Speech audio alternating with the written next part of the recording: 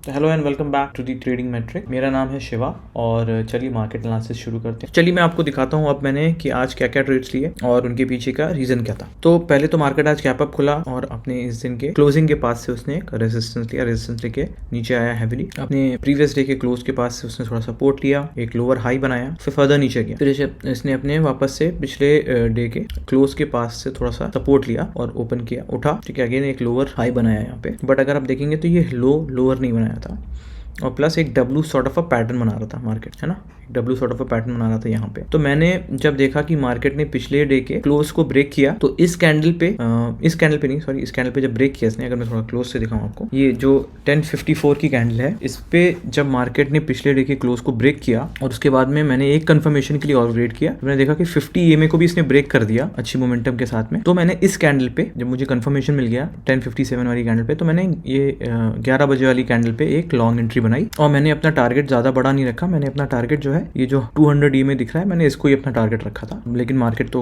मतलब काफी ऊपर चला गया था, 22 ऑलमोस्ट 300 तक गया था इसी शॉर्ट में, 22,280 तक गया था। ठीक है, तो मैं अभी अपना ऑर्डर दिखाता हूँ, अपनी ऑर्डर। तो ये दिख रहा होगा आपको, मैंने निफ्टी का आज की एक्सपायरी का 22,100 का स्ट्राइक प्राइस लिया था, 11 बजे खरीदा था और 11:05 पे मैंने एग्जिट कर दिया था उसको। तो मैंने 95 में खरीदा था और 135 पे मैंने उसको एग्जिट कर दिया था। तो आई थिंक इस कैंडल में समवेयर मैंने एग्जिट कर दिया था जैसे ही मेरे टारगेट के पास पहुंचा। फिर उसके बाद में मैंने एक ट्रेड और लिया था जब मार्केट ऊपर जाने के बाद में, करीब 11 बजे के बाद, जब मार्केट ऑलमोस्ट 1 घंटा इसी रेंज को ऊपर ब्रेक करने की कोशिश कर रहा था, तब मैंने एक और ट्रेड लिया था सेल के साइड में। वो मैंने कैसे लिया था, मैंने एक प्रीवियस रेजिस्टेंस देखा था यहाँ पर और मैंने इस पॉइंट के हिसाब से एक रेजिस्टेंस लाइन ड्रॉ करी यहाँ पे। ठीक है, ये एक जोन था एक्चुअली में रेजिस्टेंस का। इस जोन के पास में मैंने देखा कि क्या कर रहा है मार्केट। तो ये रेजिस्टेंस जोन में जब मार्केट आया तो बड़ी बड़ी विक के साथ में मार्केट कैंडल बनाने लगा। फिर सिमिलरली मैंने क्या किया कि मैंने 1 आवर की कैंडल में भी देखा। तो अगर मैं आपको 1 आवर की कैंडल में दिखाऊंगा तो एक इंटरेस्टिंग चीज दिखी थी मुझे, जिसकी वजह से मैंने ट्रेड में एंट्री ली। यहाँ पर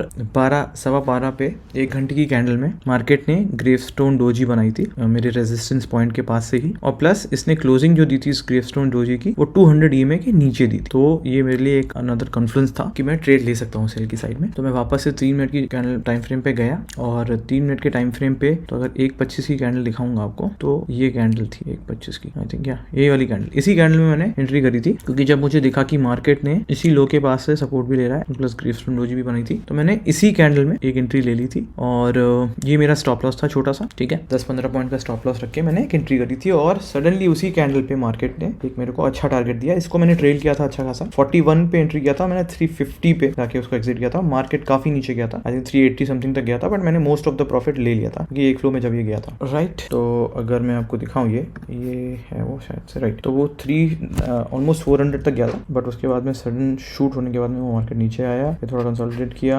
स्लो एंड स्टडी ऊपर ही, बट तब तक मैं ऑलरेडी एग्जिट कर गया था। मैंने फिर कोई ट्रेड नहीं लिया। एक ट्रेड और बन रहा था वैसे, बट मैंने फिर उसके बाद में ट्रेड नहीं लिया। जब मैंने देखा वापस से इस जहां से सपोर्ट ले रहा था वो जोन जब इसके लिए रेजिस्टेंस बन गया और प्लस इसने यहाँ पर एक सॉर्ट ऑफ इवनिंग स्टार बनाया, तब मुझे लगा कि ले सकते हैं, बट मैंने लिया नहीं यहाँ पे trade, because I was already done with, मैंने ऑलरेडी ट्रेड्स ले चुका था। तो मैं मेरे हिसाब से मैंने सफिशिएंट आज के लिए जो मेरा टारगेट था वो मैंने अचीव कर लिया था। तो that's why I didn't take any further trade. अब कल के लिए अगर हम बात करेंगे कि कल क्या ट्रेड्स ले सकता हूं मैं, तो ऑफ कोर्स मार्केट नेगेटिव है मेरे लिए, क्योंकि मैं अगर 1 आवर चार्ट टाइम फ्रेम पे जाता हूं तो 1 आवर टाइम फ्रेम पे मार्केट 200 EMA के नीचे है। और अगर मैं डेली में जाता हूं, in fact I go to a daily time frame, तो डेली टाइम फ्रेम में आप देखेंगे कि मार्केट ने जहां से हमको एक वो दिया था, है ना, पुल बैक लेके एक वापस से पुल बैक लिया था यहाँ तक मार्केट ने, फिर मार्केट ने एक अप ट्रेंड दिखाया था, है ना। तो मार्केट ने ये अप ट्रेंड दिखाने के बाद में ऑलमोस्ट मार्केट अपने 60-70 वापस से रिकवरी कर चुका है। तो हमको जैसे क्लियरली दिख रहा है कि ये पॉइंट जो है, this point 900 is the next level जो कि सपोर्ट का होना चाहिए। अगर मार्केट 900 के नीचे फर्दर ब्रेक करता है, तब हम वेट करेंगे कोई पैटर्न बनने का, या तो मार्केट स्ट्रक्चर बनने का या फिर कोई